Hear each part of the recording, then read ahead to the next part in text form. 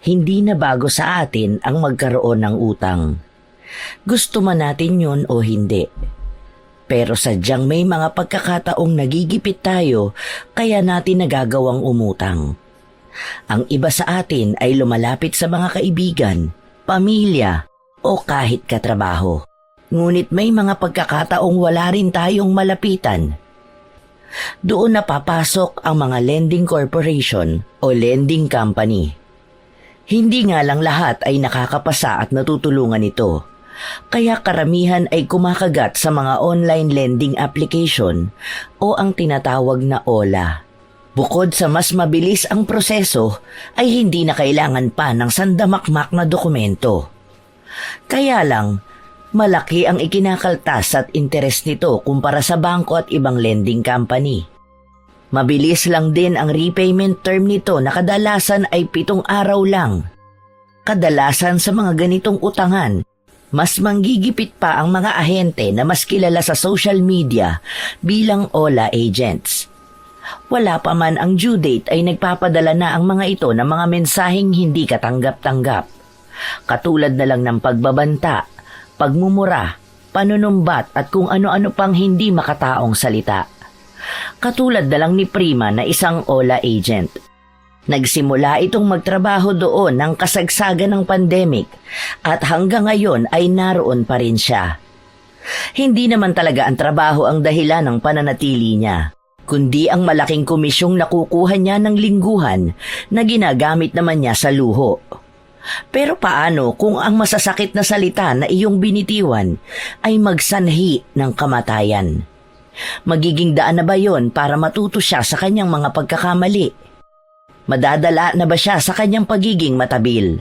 O ibang pagkatuto pa ang kailangan para lang maituwid ang kanyang baluktot na ugali? Paano kapag buhay na niya ang nakataya? Uulit pa rin ba siya? Ating pakinggan ang istorya ni Prima bilang ahente ng OLA at ating alamin kung paano nga ba humantong sa malagim na karanasan ang kanyang pagiging maldita. Good morning, everyone! Tumingin lang ang lahat ng katrabaho ko sa akin. Ilang segundo lang yon, pero masayang masaya talaga kung nakukuha ko ang atensyon ng lahat. Kahit pa nga ang iba sa kanila ay sumimangot, ay wala akong pakialam. Tumaas ang aking kilay at gumuhit ang malaking ngiti sa aking labi. Tiningnan ko muna silang lahat isa-isa bago naglakad papunta sa station desk ko. Pagdating doon ay maingat kong ibinaba ang bagong bili kong bag. Nakita ko naman ang pangingislap ng mga mata ni Sunny na katabi ko lang ang station habang nakangiti sa aking leather shoulder bag. Wow! Michael Kor! Is that a Colby leather shoulder bag? Iba ka talaga, Prim. Ang mahal niya na. Well, afford ko naman. Sa komisyon pa lang na nakukuha ko linggo-linggo halos barya lang nga ipinangbili ko rito. Barya? Seryoso ka ba dyan? Sa pagkakaalam ko, hindi bababa sa 15,000 ang presyo ng mga ganyang bag. Hindi talaga, dahil halos 30 kyaw ang bag na to, no? Halos 1 linggong sahod plus commission na natin yun ah. But anyways, ang ganda. Bagay sa'yo. Naman, ako pa ba? Sa buong araw ng pagtatrabaho ko ay hindi ko maiwasang makaramdam ng saya dahil sa mga kliyente ko na madaling matakot. Sandamakmak na text, tawag at pananakot lang ay nagbayad kaagad ang mga ito. At kahit pa nga hindi sila nag-re-loan, ay otomatikong ipinapasok sa kanila ang mas malaking loan amount. Pero syempre, bawas na yon para sa service fee at interest. Alam kong hindi makatao ang trato naming mga OLA agent sa mga umuutang sa app namin. Pero hindi yun mahalaga sa akin. Ang importante lang ay kumikita ako ng sapat lang para sa mga luho ko. Nang makuha ko ang huling payment ng isang kliyente namin, ay pinatay ko na ang monitor ng computer na nasa aking harapan. Nilinis ko na rin ang ibabaw ng lamesa ko. Pagkatapos ay kinuha ko na ang ibinabandera kong bag. Naglakad na ako papunta sa elevator. Ngunit hindi pa man ako nakakalapit sa pindutan ng elevator, ay may tumawag sa pangalan ko. Nilingon ko yun at napailing na lang ako nang makita si Sunny. Prima, sabay na tayo umuwi. Ihatid na lang kita sa bahay nyo. Sure, pero daan tayo ng Starbucks ha. Bibili lang ako ng kape ko. Hindi na ako sinagot ni Sunny, pero kitang-kita ko ang pilit niyang ngiti. Hindi ko na lang pinansin yon sapagkat sanay na ako kay Sunny. Isa pa ay mabuti na rin na siya lang ang nakakatagal sa ugali ko. Less stress at less competition. Nang marinig ko na ang tunog ng elevator ay lumapit na ako doon. Pagkabukas ay mabilis akong pumasok sa loob at sumunod naman si Sunny. Habang nasa elevator ay napag-usapan namin ni Sunny ang ilan sa mga kliyente namin. Payong kaibigan lang ha. Bawasan mo naman yung pangharas mo sa mga kliyente mo para lagi silang marireloan. Lambingin ba? Naku, kapag naging mabait ka sa kliyente, hindi magbabayad agad yung mga yan, no? Kita mo, ang dami ko laging komisyon. Ikaw kasi, masyado ka mabait kaya madalas delayed ang pagbabayad ng mga kliyente mo. Okay lang naman na nade-delay sila kasi nadadagdagan ng interes. Tumataas din ang komisyon ko ng konti. Pero karamihan sa kanila, hindi na nagre-reloan. Hindi kasi ako nagdi-disburse ng pera kung hindi sila magre-reloan. Imbes na mapikon ako ay natawa na lang ako sa mga sinabi ni Sunny. Totoo rin naman kasi ang sinabi nito. Pero dahil nga gusto ko ng mataas na komisyon ay gumagawa ako ng paraan. Kapag naman nagre-reklamo ang mga kliyente ko ay inaamo ko rin naman ang mga ito para mag-reloan. Katulad na lang ng isa sa kliyente ko kanina. Pilit nitong ibinabalik ang sinend kong pera sa GCash niya kahit hindi pa siya nag-apply ng reloan. Pero kinumbinsi ko ito na kunin niya yon at bibigyan ko na lang siya ng mas mataas na credit score. Para sa susunod ay mas mataas na ang pwede niyang i-reloan. Swerte pa rin ako dahil maraming utu-utu sa mundo. Pagdating namin sa parking area ay naglakad na kami palabas ng elevator. Sumunod lang ako kay Sunny dahil hindi ko naman alam kung saan ito nagpark. Hanggang sa makita ko ang puting Kia Picanto 2016 niya. Sumakay kami roon at nagtungo na sa Starbucks drive-thru. Malapit lang naman yon sa building na pinagtatrabahuhan namin. Kaya wala pang 10 minuto ay narating na namin yon.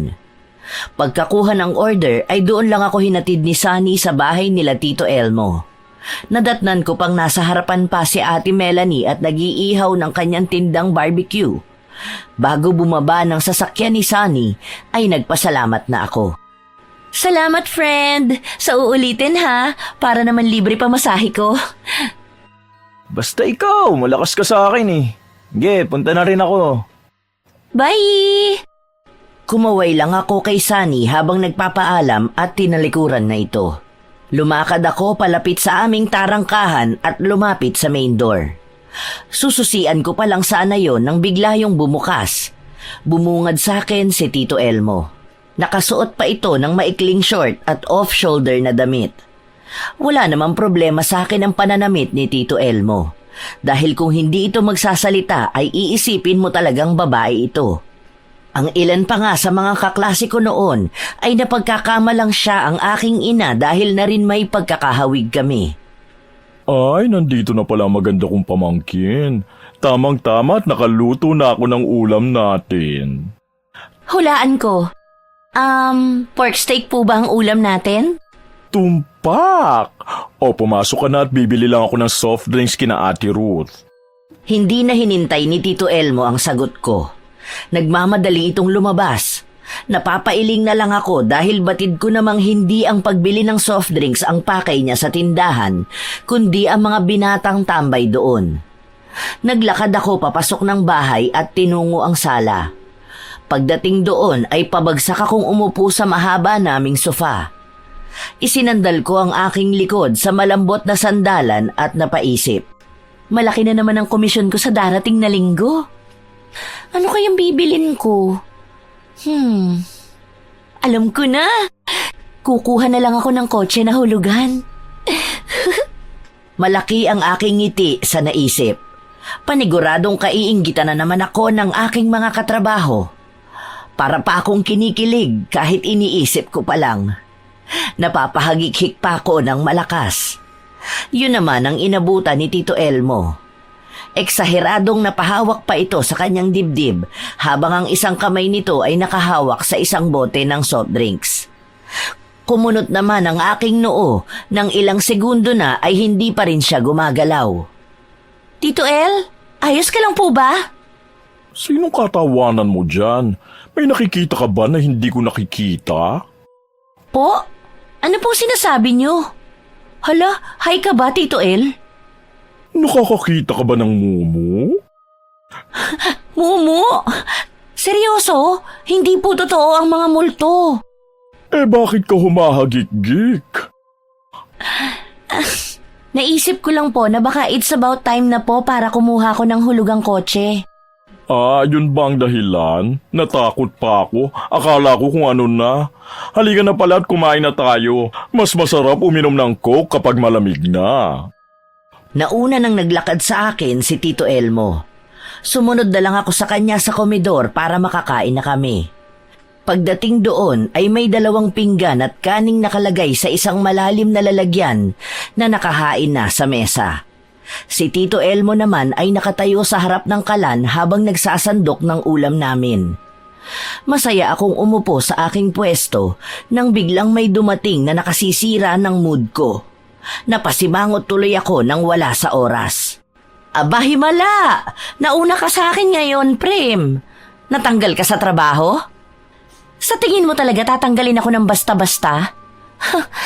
Ako ang nag-aakyat sa kanila ng maraming kliyente kaya malabo ang sinasabi mo. Alam mo, pwede ka naman magtrabaho sa mas matinong kumpanya. Isa pa, hindi trabaho ang tawag sa nanggigipit at nagbabanta sa kliyente. Doon ka ba talaga magaling? Yun lang ba talaga ang kaya mo? Eh ano bang pakialam mo? Naiinggit ka lang yata dahil mas malaki ang sinasahod ko sa'yo eh. Ewan ko ba kasi kung bakit nagtsatsaga ka sa pagiging tutor ng banyaga. Hindi mo ako gayahin. Bata pa pero malaki na akong kumita. Tumigil na nga kayong dalawa. Yan na naman kayo eh. Sa susunod talaga, magtatayo ako ng sabungan at pagsasabungin ko kayo.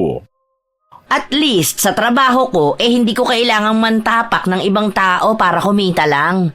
Maliit nga siguro ang sahod ko kumpara sa'yo. Pero mas kampante naman akong magmalaki nang walang ginagawa ng masama. Napangisi na lang ako. Baliwala naman sa akin ang lahat ng sasabihin ni Ate Melanie. Dahil ang mahalaga para sa akin ay marami akong pera. Wala akong pakialam kung mahirapan pa ang kliyente namin. Ang mahalaga ay malaki ang komisyon ko. Napalingon ako kay Tito Elmo. Malungkot ito na umiiling-iling. Alam kong nasasaktan ito sa tuwing nag-aaway kami ni Ate Melanie, pero ayoko talaga ng pinakikialaman ng buhay ko. Habang ang pinsan kong si Ate Melanie naman ay kumuha ng kanyang plato at umupo sa tabi ko. Ano bang sabi ko sa inyo pag nasa harapan kayo ng hapagkainan? Hindi nyo ba kayang ipagpaliban na muna yung mga reklamo nyo sa isa't isa? Siya naman po ang nauna eh. Ay naku, kaya ako tumandang dalaga dahil sa inyo. Halos buong buhay nyo magkasama na kayo, pero hanggang ngayon hindi pa rin kayo magkasundo. Pasensya na po, Tito El. Napairap na lang ako sa pinsan ko. Sa aming dalawa ay ito ang laging napupuri. Mabait, magalang, matalino. Sa inis ko ay nang makita kong sasandok na ng kanin nito ay inunahan ko siya. Napangiti na lang ako nang napasimangot siya. Kaya hinintay na lang nito na matapos na akong magsandok. Nang makapagsandok na kaming lahat ay nagsimula na kaming kumain. Pagkatapos nun ay narinig ko pang nagpresenta ang pinsan ko na maghuhugas. Nagpaalam lang ako kay Tito Elmo na aakyat na ako para magpahinga. Tumangulang ito sa akin. Bitbit ang bag ko na bago ay tinungo ko na ang aking silid. Pagpasok ko ay kaagad kong binuksan ang ilaw doon. Lumapit din ako sa aircon ko at inon yun. Kumuha na rin ako ng pantulog sa aking damitan. Nang makapagpalit na ako, ay kinuha ko ang mamahalin kong telepono at chinek ang pinost ko kanina. Napangiti ako nang makita kong marami ng shares and like yun. Padapa akong humiga sa aking king size na kama. Nasa ganoong posisyon ako nang maalala kong hindi ko pa nga pala natatawagan si Marley Soriano. Bukas pa ang due niya, pero plano ko ay bukas ng maaga pa lang ay sisimulan ko ng padalhan ito ng mensahe. Inilagay ko yon sa aking note sa phone para hindi ko makalimutan. Pagkatapos nun ay panayang scroll ko sa aking cellphone. Ilang sandali pa ay hinatak na ako ng antok kaya umayos na ako ng higa at ipinikit ang aking mga mata. Kinabukasan ay isang malakas na tunog na nanggagaling sa aking cellphone ang gumising sa masarap kong tulog. Sa sobrang antok ay hindi ko na tinignan kung sino ang tumatawag. Basta ko na lang yon sinagot. Hello? Nagising yata kita. Obvious ba? Bakit ka ba tumawag? Dadaanan sana kita. Saka bakit hindi ka pa bumabangon? Mag-aalas 7 na. Nanlaki ang aking mga mata nang marinig ko ang sinabing oras ni Sunny. Sandaling inilayo ko ang cellphone sa tenga ko at tinignan ang oras. Napamura ako nang malamang totoo ang sinabi ni Sunny. Bigla akong tumayo at ibinato na lang sa kama ang cellphone ko bago tumakbo papunta sa banyo na nasa loob lang ng aking kwarto. Mabilisan akong naligo at nag-ayos dahil ayaw kong mahuli ngayon. Kahit pa nga isa lang ang naka-line up na may repayment due. Nang makapag-ayos na ako ay lumabas na ako ng kwarto. Pero napabalik din ako kaagad dahil naiwan ko sa kama ang telepono ko. Bumaba na rin ako agad pagkakuha ko nun.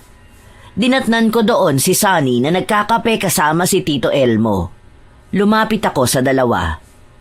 Nakikikape ka pa talaga? Malilate na tayo, huy! Relax ka lang. 8:30 pa naman ang pasok natin ngayon. Ang mabuti pa ay mag-almusal na muna kayo. Nagsangag ako at nagprito ng bacon at egg. Ay, gusto ko yan. Tara na, Tita El. Sip-sip! Tinawag mo pa talagang tita si Tito El?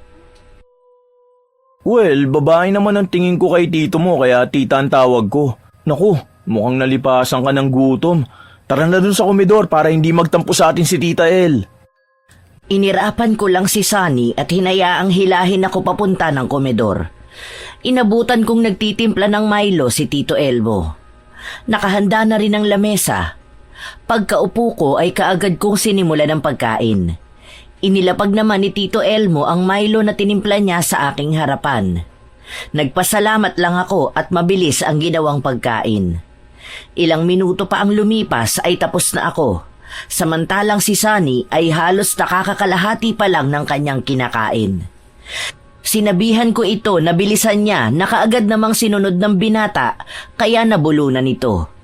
Humagalpak ako ng tawa nang masamid si Sunny. Sinaway naman ako ni Tito Elmo at inabutan ng tubig ang binata. Nang matapos na kami parehas kumain, ay umalis na kami ng bahay at pumunta na sa aming pinagtatrabahuhan. Umabot lang ng halos kalahating oras ang biyahe namin.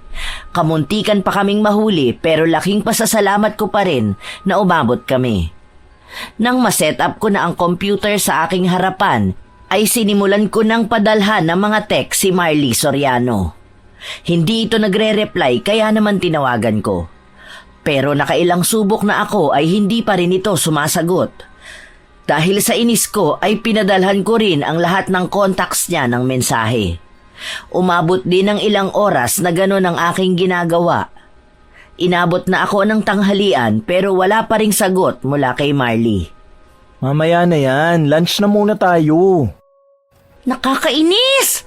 Ang kapal ng mukha, hindi man lang sumagot. Baka naman kasi may rason kung bakit hindi pa siya sumasagot. Liga na, tuloy mo na lang yan mamaya.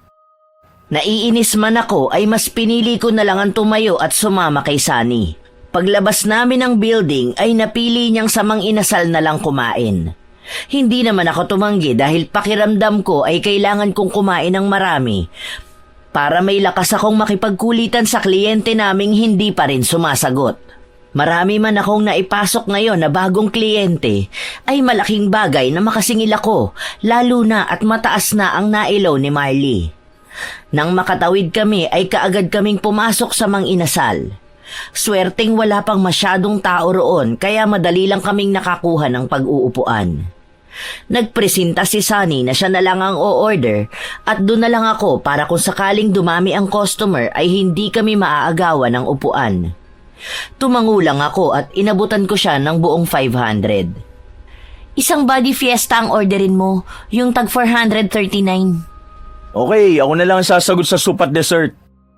Nang maiwan akong mag-isa roon ay gumawa ako ng fake Facebook account at nag-post doon tungkol kay Marley. Ang ginamit ko pang litrato ay ang mga nakuha ko sa application na sinagutan nito. May litrato siya ng kanyang umid at selfie na hawak nito ang ID. Naka-mention din ang pangalan niya. Ginawan ko pa ito ng caption na scammer ang babae at pagkatapos nitong makuha ang pera sa aming kumpanya ay nagtago na ito. Napangiti ako ng malademonyo pagkatapos kong pindutin ang post. Ilang saglit pa ay bumalik na si Sunny dala ang 2 mangkok ng soup at number ng iba pa naming in-order. Susunod na lang daw yon kaya ito pa lang ang dala niya. Nginitian ko lang siya. Nang makaupo na si Sunny ay tinitigan ako nito. Nabaliw ka na ba? Kanina lang para kang bulkang sasabog, ngayon naman para kang masayang-masaya na nakuha mo na naman ang gusto mo. Nakakatakot. Hindi ka dapat matakot sa akin dahil hindi naman ako baliw. Pero alam mo kung saan ako magaling, di ba? Ginawa mo na naman. Sabi ko naman sa'yo baka mamaya mapahama ka sa pinaggagawa mo. Paano kung ipapatay ka ng pinost mo? Hindi niya gagawin yun. Saka hindi naman niya alam na ako may gawa nun eh. Bukod sa iba-ibang number ang ginagamit natin, iba-ibang pangalan din ang sinasabi ko sa mga kliyente.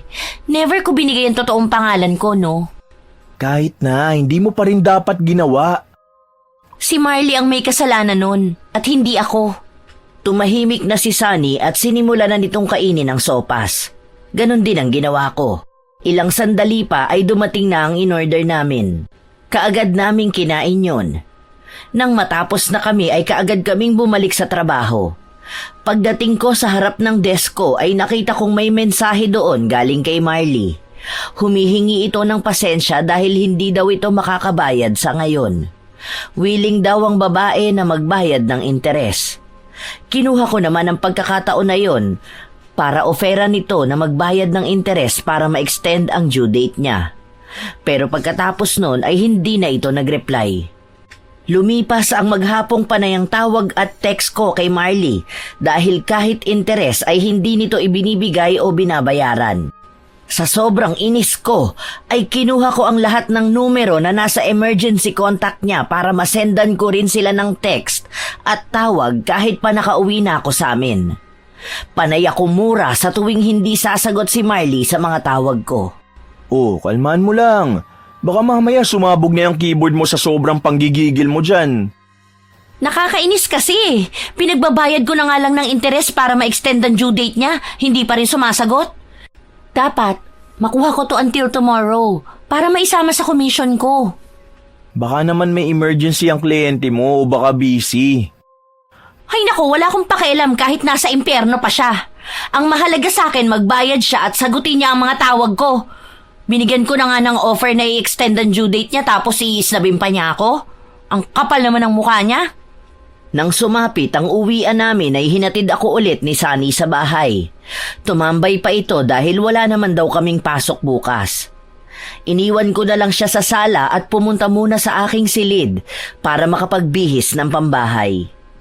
Kumuha lang ako ng isang short at isang plain na puting t-shirt. Nang makapagbihis na ay bumalik na ako sa ibaba. Nadatnan ko doon sina Sunny at Tito Elmo na parang may pinag-uusapang seryoso. Hindi man lang nila ako napansin. Umupo ako sa tabi ni Sunny. Doon lang ako napansin ang mga ito. Seryoso niyo ah. Anong meron? Niyayaya kong mag-inom si Sunny, pero syempre, banding na rin natin yun. Tumatanda na ako, no? At sa totoo lang, malungkot ang laging naiiwan mag-isa sa bahay. Kaya sana naman, anak kong maganda, sana naman makiband ka naman sa amin. Yun lang ang pinag-uusapan niyo? Bakit napakaseryoso niyo kanina? Nabanggit kasi sa akin ni Papa Sunny na bad trip ka raw kaya baka hindi ka makijam sa amin mamaya. Kahit naman anong mood ko, Tito Elmo. Masaya, malungkot, may sakit. Para sa'yo, gagawin ko. Ikaw na ang tumayong nanay at tatay simula nang mawala sila mama. Kaya ano na lang ba sa akin kung mag-jam tayo mamaya? Hindi naman ako mamamatay, di ba? Hoy, huwag ka nga nagsasalita ng patay-patay, Diyos mio! Ikaw talagang bata ka? Tinatakot mo na naman ako eh. Napangiti na lang ako ng pilit dahil hindi ko maintindihan kung bakit ganon ang reaksyon ni Tito Elmo sa biro ko. Napailing na lang ako at sinabi kay Tito na bibili na muna kami ni Sunny ng iinumin nila at pulutan. Hindi kasi ako umiinom ng alak, kaya bibili na lang ako ng kape ko. Pero dahil na rin sa ilang linggo na akong hindi nakikibanding kila Tito Elmo, ay gusto ko naman siyang pasayahin. Sakay ng kotse ni Sunny ay tinungo namin ng Pure Gold para mag-grocery at bumili na rin doon ng mga kakainin at iinumin namin. Saglit lang din kami doon at kaagad na bumalik. Nang makauwi kami ay nakita kong nakahanda na ang lamesa sa may garden namin. May 4 na ring upuan doon na siguro ay para sa aming 4. Pagkakita sa amin ni Tito Elmo ay lumapit ito. Aba, saglit ka lang nawala, ang dami na ng pinamili mo. Supergirl yarn. Kaunti pa nga po yan dahil nagmamadali kami. Plano ko kasi sanang mag-request sa inyo eh. Eh ano ba yun? Namiss ko na po kasi yung sizzling tofu mo, kaya bumili na po ako ng ingredients. Yun lang ba? Sige, gagawan kita. Dito na kay ni Sunny at ako ay magluluto muna, ha? Mabilis lang naman. Kaya kung gusto nyo na simulan, simulan nyo na. Tumatawa-tawa pa si Tito Elmo habang naglalakad papasok sa loob ng bahay. Kasunod naman ito si Sunny na siyang may bitbit na mga pinamili namin. Nang nawala na sila sa aking paningin ay pumunta na sa garden at umupo sa upuang inihanda ni Tito Elmo. Pag upo ko roon ay kaagad akong sumipsip sa straw ng kape ko. Inilabas ko ang aking cellphone at nakitang halos sumabog ang notification ko sa last na ipinost ko. Napangisi ako nang may makita ako roong iilang komento na hindi raw totoo yon at malamang daw ay isa akong pakawala ng ola. Binasa ko pa ang iba. Para akong baliw na tumatawang mag-isa dahil nagtatalo ang mga walang alam. Nasa ganoong akto ako nang dumating si Ate Melanie. Hindi ito nagsalita pero nakita ko naman ang pag-irap nito bago dire-diretsong pumasok sa bahay. Hinayaan ko lang yon at inabala ko na lang ang aking sarili sa paggawa ng GC para kay Marley. Isa-isa kong inad ang mga nakalagay sa friends list niya sa Facebook na kaapelyido niya. Tiningnan ko rin ang mga post at mga litrato niya para mas makakuha ng impormasyon. Nang matapos ay kaagad ako nagtitipa ng mensahe doon. Pagkatapos ko mapindot ang send ay may ilang nakabasa kaagad nun. Isa na roon si Marvin Soriano na tatay ni Marley. Nakikiusap itong burahin ko na ang post ko sa Facebook. Ano ko, tanga? Baliw tong mga to. Nag-offer na nga ako ng extension, hindi pa grinab. Ni ho, wala akong narinig kay Marley. Tapos ngayon makikiusap na burahin ko na? Manigas kayo. Nasa ganong sentimiento ako nang bigla na lang may nagsalita sa aking likuran. Sa gulat ko ay nayakap ko ang aking cellphone. Dahan-dahan ang ginawa kong paglingon. Napaismid ako nang makitang si Sunny lang pala na may dala ng iinumin nila ang nasa likuran ko. Napahawak pa ako sa dibdib kong napakalakas ng kabog. Pakiramdam ko tuloy lumabas ang puso at kaluluwa ko sa gulat. Lintik! Anak na! Bakit ka ba nanggugulat? Correction hindi kita ginulat. Nagulat ka lang sa akin. Sa maikling salita hindi sinasadya ang pagkakagulat mo. Ano na naman ba yung tinitingnan mo at kailangan mo pang itago ang sipi mo? Nagulat lang ako, no? Bakit ba? May ginagawa ka na naman bang kalokohan? Wala masyado akong perpekto para sa kalokohan. Iiling-iling na tumabi sa akin si Sunny. Hinampas ko pa ito sa braso pagkaupo nito. Yun naman ang inabutan ni Tito Elmo.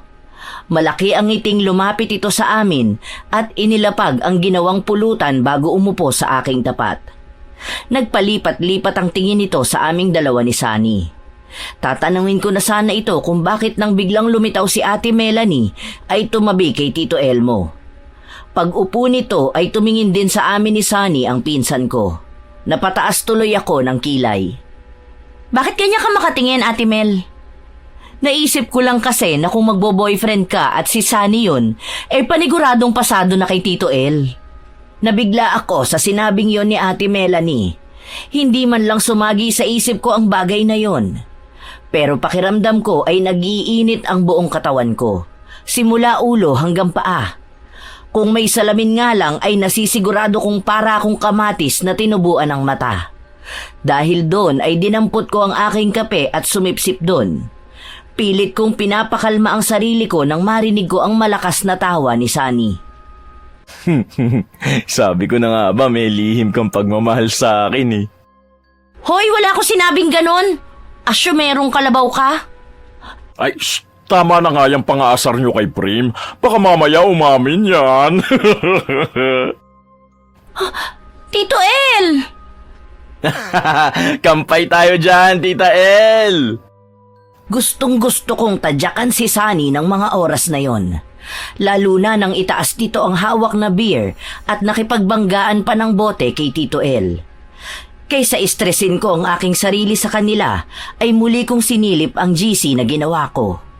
May nag-message doon na sinabihan ako na filingera, patay gutom, kurakot at kung ano-ano pa. Sa sobrang inis ko ay nagpadala ko ng mensahe kay Marley at sinabi ko na kung hindi siya makakabayad ay padadalhan ko na lang siya ng kabaong at banner. Nang maipadala ko na yon ay nagpaalam muna ako sa tatlo na magbabanyo lang ako sandali. Pumasok ako ng bahay at dumiretso sa banyo para umihi. Inilapag ko muna ang cellphone ko sa gilid ng lababo. Habang umiihi ako ay narinig kong nag-vibrate yon. Kaya dali-dali kong tinapos ang aking pag-ihi. Nang matapos na ako ay dinampot ko ang cellphone at tiningnan ko ano ang notification ko. Nakita ko ang pangalan ni Marley sa notification bar. Excited na binuksan ko yon at malakas na binasa ang nilalaman ng mensahe. Miss Ira, humihingi po ako ng pasensya. Pero sa ngayon po ay hindi ko po kayang magbayad ng nautang ko. Sunod-sunod po kasi ang problema. Para na akong mamamatay sa pagkalunod sa problemang meron ako ngayon. Makikiusap lang po ako na sana bigyan niyo po ako ng kaunting palugit. Handa ko naman pong bayaran pati ang mataas na interes. Hindi ko alam kung maniniwala ako o hindi sa sinabi niya sa mensahe. Pero kumulo talaga ang dugo ko sa kaalamang hindi pa ito magbabayad. Ang nasa isip ko ay baka nagpapalusot lang ito para matakbuhan ang utang o mabawasan ang interes. Kunot ang noo at gigil na nagtipa ako ng reply kay Marley. Sinabi ko sa kanya na hindi na uubra ang style niya dahil marami na rin ang nagsabi noon, pero panay kasinungalingan lang pala. At sa dulo ay sinabi ko pang sana malunod na siya para mamatay na lang siya. Alam kong hindi tama ang ginawa ko o sinabi ko.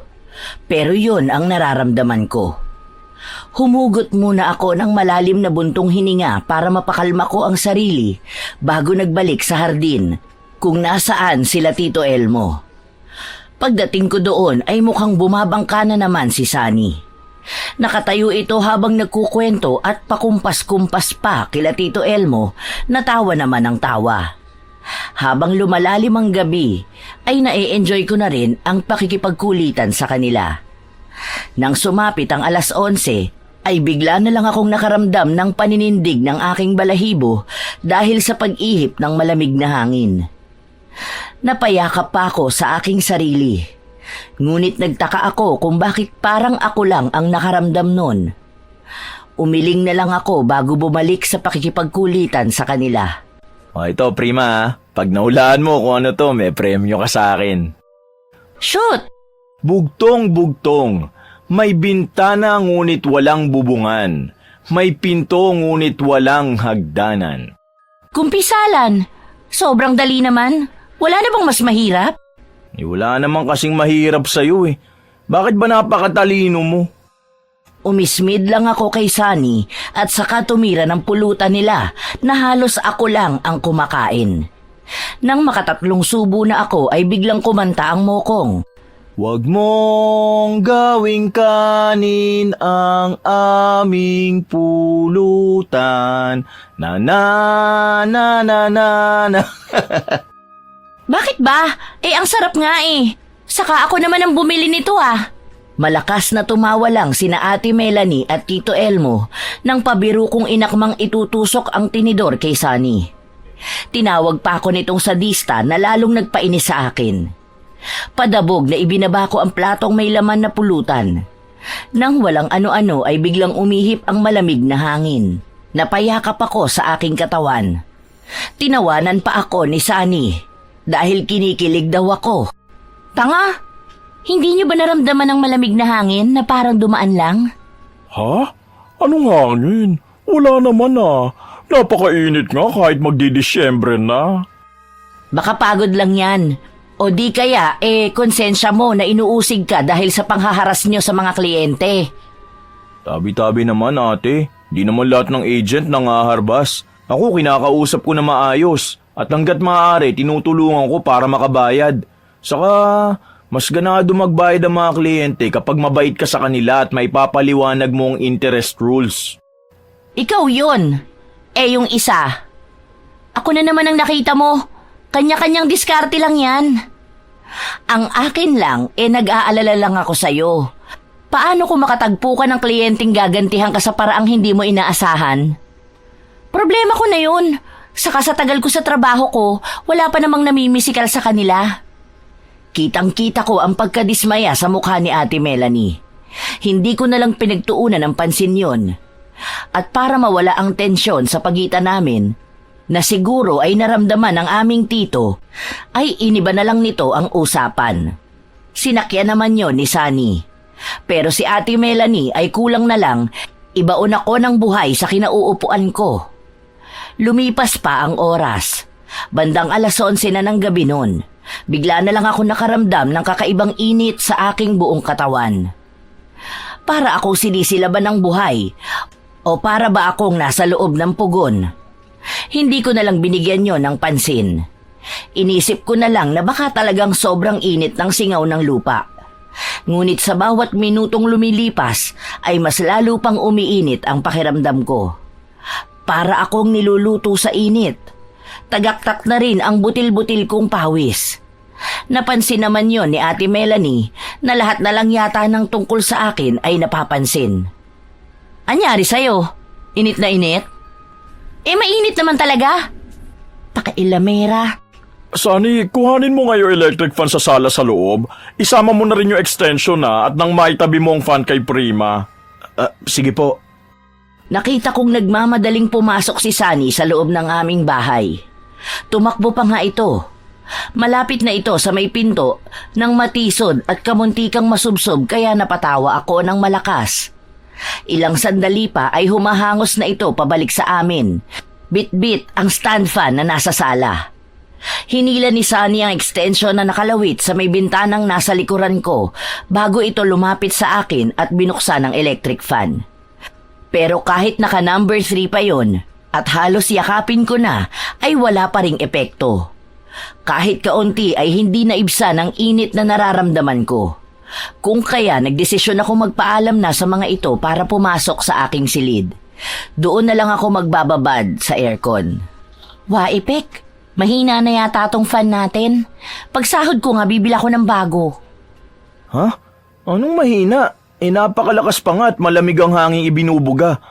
Baka naman kaya ka naiinitan na inihahanda ka ng ni Satanas sa palasyong pupuntahan mo kapag namatay ka na. Sira talaga ulo mo. Buisit! Ano bang akala mo sa akin? Demonyo? Leche? Kita mo na, nagmumura ka tapos mapanakit ka. Nangaharas ka pa ng kliyente. Sureball na. Kung sa impyerno ako mapunta, sisiguraduhin kong kasama ka. Makapasok na nga sa loob para magpalamig. Mas lalo lang ako naiinitan sa kabwisitan mo. Tama na nga yan. Kayo talagang dalawa parang magjowa ko mag-away. Sige na, Prima. Magpahangin ka na. Baka nga pagod ka lang kaya mainit ang singaw ng katawan mo. Try mo kaya mag-shower bago matulog. Gagawin ko po talaga yan. Parang nangangati na nga rin po ako eh. Nasagap ko yata lahat ng alikabok sa kotse ni Sunny. Hoy, bagong linis ang kotse ko, no? Inirapan ko lang si Sunny at saka binilatan bago ako naglakad papasok sa aming bahay. Naririnig ko pang inaasar nila Ate Melanie ang kaibigan ko na bagay daw kami. Halos masuka ako sa sinabi nilang yon. Pagkapasok ko sa loob ng bahay ay dinig na dinig ko pa rin ang asaran ng tatlo. At sigurado akong talo na naman si Sunny sa pakikipag-asaran kila Tito Elmo at Ate Melanie. Napapatawa na lang ako ng mahina habang naglalakad papuntang kusina para kumuha muna ng ice cream sa ref. Pagdating sa kusina ay lumapit kaagad ako sa ref at binuksan yon. Nagniningning ang aking mga mata habang nakatitig sa mga magnum na ice cream na nakahilera sa freezer. Nasa langit na yata ako! Ano kayang kakainin ko? Ito na nga lang classic. Nang makuha ko na ang ice cream, ay kaagad ko yung binuksan at kinain. Dumaan muna ako sa basurahan para itapon ang pinagbalatan bago ako naglakad papunta sa kwarto. Nang marating ko ang silid, ay dumiretso ako sa aircon at nilakasan yon. Pagkatapos ay lumapit ako sa lagayan ko ng damit at kumuha roon ng pantulog. Nang makakuha na, ay inubos ko agad ang ice cream ko kahit pa nga nakakangilo ang lamig nun. Pagkaubos ko ng aking kinakain ay pumasok na ako sa banyo para mag-shower. Habang naghuhubad ako sa harap ng salamin sa loob ng banyo, ay napansin ko ang kakaibang marka na kulay pula sa aking balikat. Pinagmasdan ko ng mabuti yun. Para yung paso. Ano to? Saan ko naman nakuha to? Imposibleng irritation to dahil mukha itong paso. Pinakatitigan ko yon ng mabuti. Lumapit pa ako sa salamin para tignan ang ibang parte ng aking katawan. Nanlaki ang aking mga mata nang makitang punong-puno ng sugat ang likod na mukhang pinaso ng sigarilyo. Pucha naman oh! Saan ba nanggaling to? Sinubukan ko pang kapain yon para siguraduhing hindi ako nananaginip lang. Pero aksidenteng nadali ng mahaba kong kuko ang isa sa mga yon. Nabalatan ng sugat ko at halos mapasigaw ako nang makitang may lumalabas na kung ano doon. Sisigaw na sana ako para tawagin sila Ate Melanie nang may makita akong babaeng nakakulay puting bestida na nakatayo sa may pinto ng banyo. Nilingon ko yon pero nang hilakbot ako nang sa aking pagharap ay mukha na ng babaeng duguan ang bumungad sa akin. Doon na ako napasigaw. Gustuhin ko mang umiwas ng tingin sa kanya ay hindi ko maigalaw ang buo kong katawan. Halos mawalan ako ng ulirat nang bigla itong sumigaw sa akin pabalik. May lumabas na napakaraming insekto sa bibig nito. Pakiramdam ko ay may ilan sa mga yon ang pumasok sa aking ilong at bibig na nakanganga. Sa buong buhay ko ay ngayon lang ako nakaramdam ng ganoong takot. Hanggang sa unti-unting dumidilim ang aking paligid.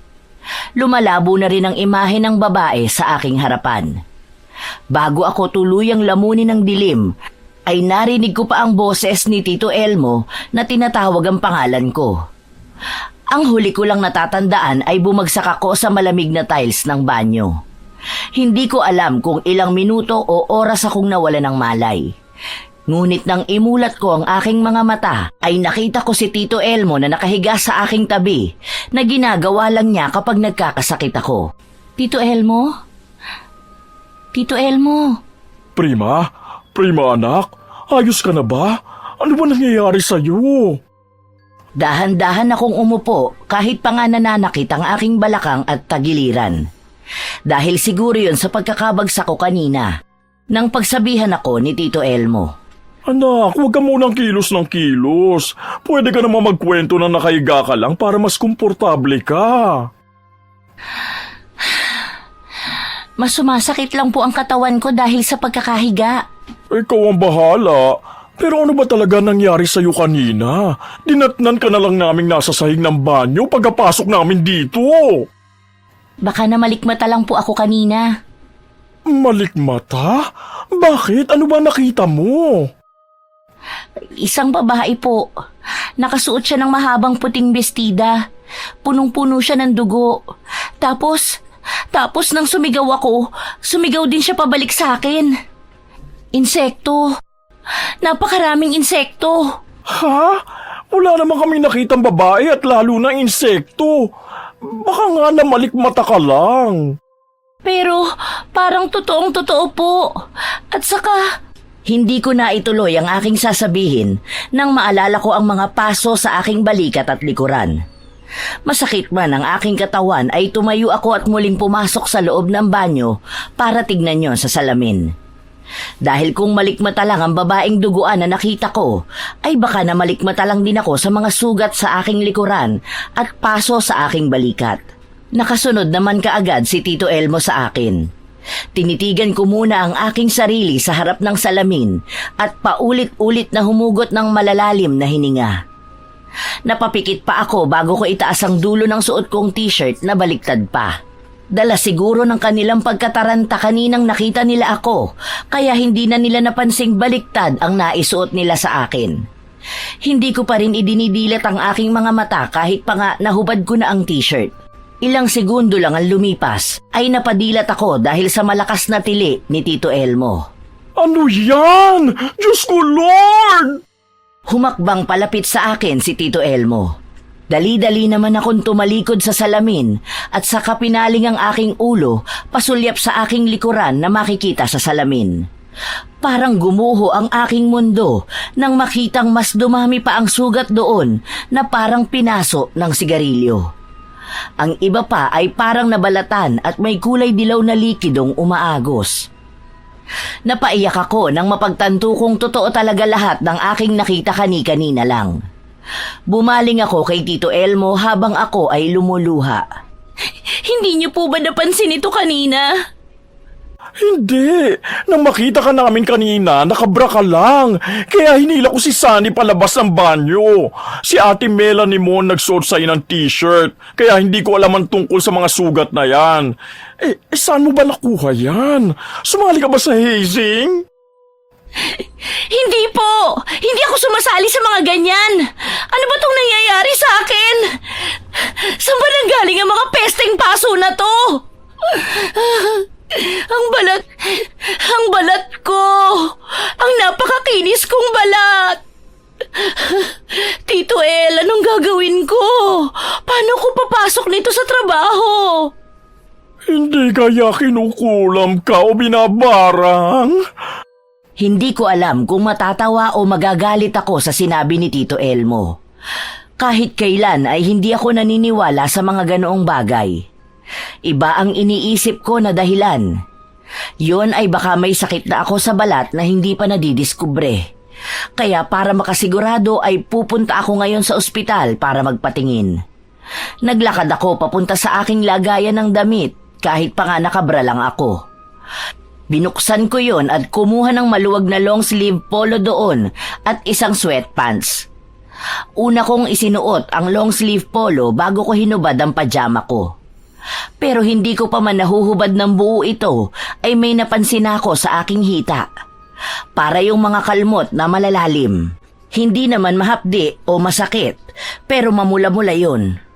Dinig na dinig ko ang malakas na pagsinghap ni Tito Elmo. Kung kaya napaangat ang aking ulo at napatingin dito. Namumutla ito at parang naiiyak. Sinasabi ko na nga ba?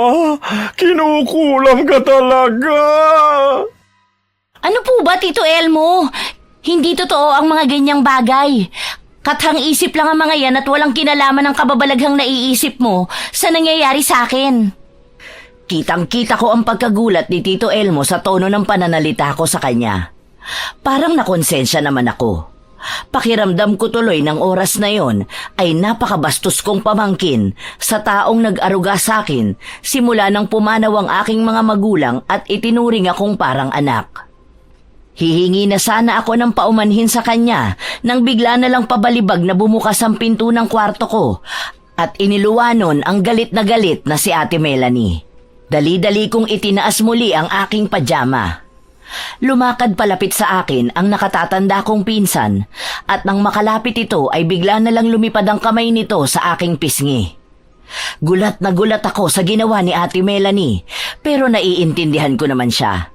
Dahil tulad ko ay inampon at inaruga din siya ni Tito Elmo nang kasabay na mamatay ng aking magulang ang kanyang ina. Nang bumaling ako sa aking pinsan ay nakita kong inaawat ito ni Tito Elmo. Kung wala siguro ang tito namin doon, ay malamang na nabugbog ako ni Ate Melanie. Hawak ang aking nasaktang pisngi, ay naiiyak akong humingi ng tawad kay Tito Elmo. Natahimik naman ito, maging si Ate Melanie. Narinig ko pa ang pagpapakawala ng hininga ng pinsan ko bago ito tumalikod at iniwan kami ni Tito Elmo. Nang makaalis ito ay nilapitan ako ng aking tito at niyakap ng mahigpit. Napaigik ako dahil sa sugat na dumikit sa aking suot pang itaas. Napabitaw sa pagkakayakap sa akin si Tito. Ay, pasensya ka na rin anak. Alam mo naman kayo lang ng ate Melanie mong meron ako, kaya takot ako mawala kayo sa akin. Pero seryoso ako anak.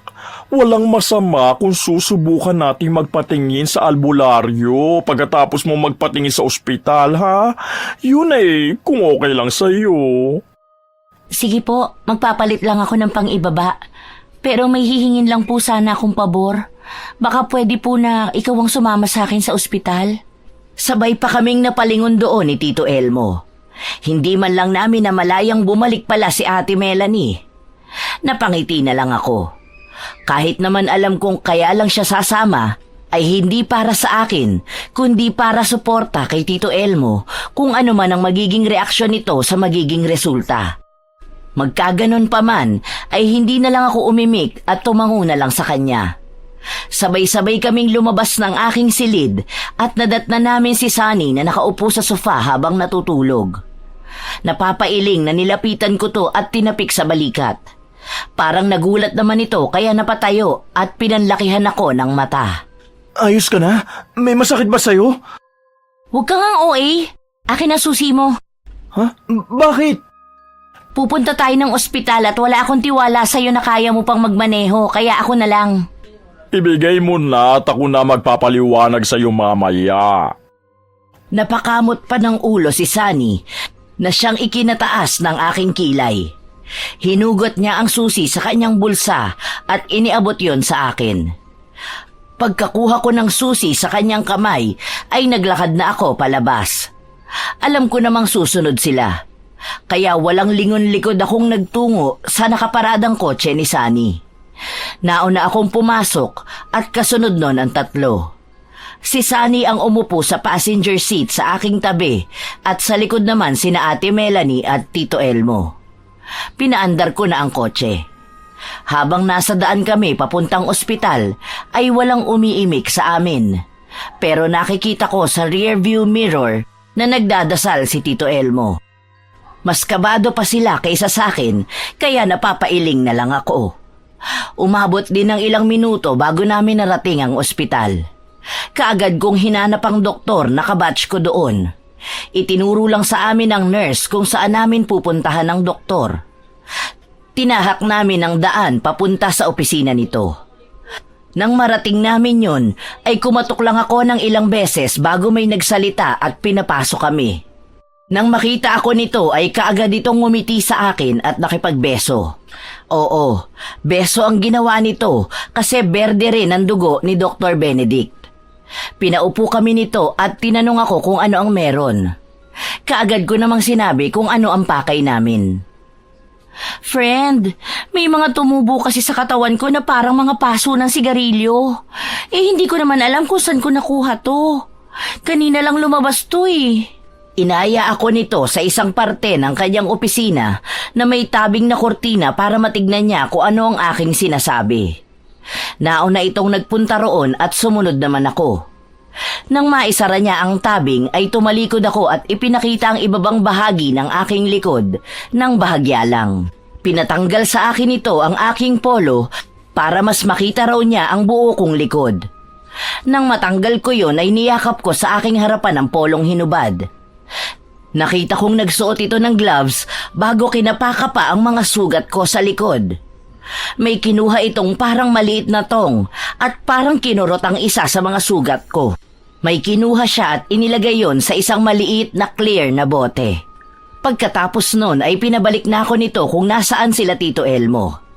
Bigyan ko lang daw siya ng kaunting oras para malaman kung ano yung kanyang nakuha. Pero kakailanganin ko pa raw sumailalim sa ibang test. Sa ngayon daw ay aalamin muna niya kung ano ang madilaw-dilaw na gumagalaw sa sugat ko na pinisil niya na mukhang hindi naman daw nana. Tumango lang ako at bumalik kila Tito Elmo. Pag-upo ko pa lang ay kaagad na akong tinanong ng tatlo kung ano ang sabi ni Dr. Benedict. Wala pa po eh. Sabi lang niya, kailangan ko sumailalim sa iba pang test. Sa ngayon po eh, may nakuha raw siya sa sugat kong pinisil niya na manilaw-nilaw na mukhang hindi naman daw nana. Uod siguro yun. Sabi ko naman kasi sa'yo eh, binabarang o kinukulam ka. Sino ba kasi ang nakaaway mo? Tito Elmo, parehas nating alam na walang kaaway si Prima. Marami nga lang ang galit sa kanya. Eh baka naman may nasaktan ka. Baka ginagantihan ka. Si Sunny lang naman po ang pinipisikal ko. Hindi naman ako mapanakit sa iba. Baka isa sa mga kliyente mo na hinaras mo. Doon ako napaisip. Isa lang naman ang babaeng sinisingil ko ng mga oras na ito at yun ay si Marley. Panay lalaki kasi ang kliyente ko sa 3 linggong nagdaan. Pero hindi ako naniniwalang kulam o barang ito dahil hindi naman yun totoo. Kokontra pa sana ako nang biglang bumalik si Dr. Benedict. Narinig pala nito ang usapan namin. Pero mas nagulat ako sa sunod na sinabi nito na screwworm o parasite daw ang nakuha nito sa akin. Nirekomenda rin nito na sundin ko na lang ang payo ng aking tito dahil sa tingin daw nito ay totoo ang sinasabi nito. Doktor ka pero naniniwala ka sa ganyan? Tumangulang ito sa akin at sinabihan akong magmadali ako sa pagkonsulta sa isang albularyo dahil kung hindi raw ay maaagnas ang laman ko. Natakot naman ako kaya nagmadaling umalis kami ng ospital. Hindi ko na nga nagawang magpaalam kay Dr. Benedict. Pagsakay naming lahat sa kotse ay kaagad kong pinaandar yun. Habang nasa daan patungo kung saan ay kinausap ako ni Tito Elmo. Huwag kang mag-alala anak dahil may kilala akong magaling na manggagamot. Umuwi na muna tayo at mamaya pagsikat ng araw ay susunduin ko ang albularyo. Magpahinga na muna kayo. Iidlip lang po ako, Tita El. Sasamahan po kita para mas mabilis po kayo makabalik. Oh, sige, salamat. Magulo ang aking utak. Hindi ko alam kung ano na ang aking iisipin. Hanggang makarating sa bahay ay hindi ako umiimik. Ganon din si Ate Melanie. Alam ko naman na iniisip niyang nakarma ako dahil sa ugali ko. Dumiretso na lang ako sa aking kwarto. Pagdating doon ay kinuha ko ang cellphone kong naiwan pala sa ibabaw ng bedside table ko. Pagkadampot ay kaagad kong dinaya lang numero ni Marley at tinawagan ito. Siya lang naman ang iniisip ko na pwedeng magalit ng husto sa akin. Lalo na at hindi maganda ang mga huling salitang binitiwan ko rito. Pero hindi nito sinasagot ang tawag ko kaya sinubukan ko ulit. Ilang beses ko pang sinubukang tawagan si Marley pero hindi talaga ito sumasagot. Kung kaya nagpadala na lang ako ng mensahe rito. Marley, alam kong ikaw ang may gawa ng nangyayari sa akin ngayon. Ikaw na nga ang hindi nagbayad. Ikaw pa ang may ganang magpakulam sa akin. Ang kapal naman ng mukha mo. Tandaan mo ito. Sa oras na gumaling ako, ay sisiguraduhin kong sa kabaong ka dediretso. Naaasar akong inihagis ng mahina ang cellphone sa aking tabi bago pabagsak na humiga at natulog. Hindi pa nagtatagal na natutulog ako, ay naramdaman ko ang isang malamig na kamay na humahaplos sa aking braso. Napabalikwas ako dahil doon. Sa nanlalabo kong mata ay inilibot ko ang aking paningin. Maliwanag na sa labas pero wala naman akong nakitang tao na kasama ko roon. Nagtataka akong tumayo at mabagal na lumakad papalapit sa banyo. Nang malapit na ako, ay nakarinig ako ng mahihinang paghikbi sa loob. Kinakabahan man ay lakas loob akong sumilip sa nakabukas na pinto ng banyo. Napasinghap ako nang makakita ako sa loob ng banyo ng babaeng nakatalikod. Mahaba ang puti nitong bestida at nakalutang ito sa ere. Tatakbo na sana ako papalayo doon nang marinig kong tinawag niya ang aking pangalan. Paglingon ko sa kinalalagyan kanina ng babae ay wala na ito roon. Nagpalinga-linga pa ako pero talagang wala. Nang bigla na lang ako makaramdam ng malamig na kamay na dumantay sa aking balikat.